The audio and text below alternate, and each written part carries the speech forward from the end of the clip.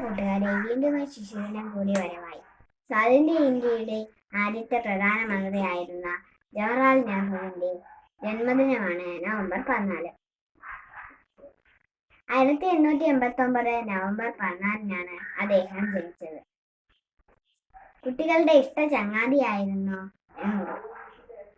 അതിനാലാണ് ഈ ദിവസം ശിശുദിനമായി ആചരിച്ചു വരുന്നത്. ചാച്ചാജി എന്ന ഓമന പേരിനാൽ നെഹ്റു എന്നും ഓർമ്മിക്കപ്പെടുന്നു. ആഘോഷങ്ങൾ ഏറെ ഇഷ്ടപ്പെട്ടിരുന്ന ഒരു വ്യക്തിയായിരുന്നു ചാച്ചാജി.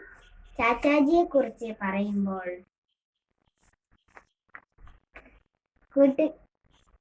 കൂട്ടുകാർക്ക് ഓർമ്മയിൽ എത്തുന്നൊരു രൂപമുണ്ട്.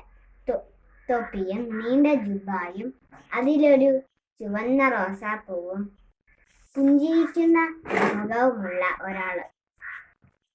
ചെറിയ കുട്ടിയായിരിക്കുമ്പോഴേ നെഹ്റുവിന് നല്ല വായനാശീലം ഉണ്ടായിരുന്നു. ബുദ്ധിമാനുമായിരുന്നു. കുട്ടികളുടെ ക്ഷേമത്തിനും സ്വാതന്ത്ര്യത്തിനും വിദ്യാഭ്യാസത്തിലും ശ്രദ്ധ കേന്ദ്രീകരിക്കാനായി സംഘടിപ്പിക്കുന്ന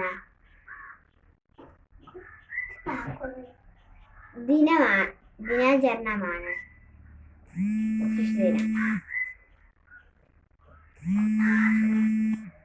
രാജ്യത്തെ കുട്ടികൾക്ക് അവരുടെ ജീവിതം ആവോളം ആസ്വദിക്കാനും ആരോഗ്യവും സംസ്കാരവുമുള്ള ഉത്തമ പൗരന്മാരായി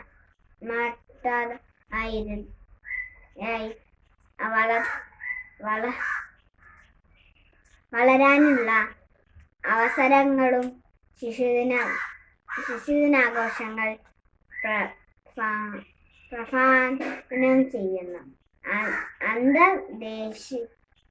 അന്തർദേശീയ ശിശുദിനം നവംബർ 20-നാണ്. ഏകദേശം 1017 രാജ്യങ്ങൾ പലസ്തീനങ്ങളിലായി ശിശുദിനം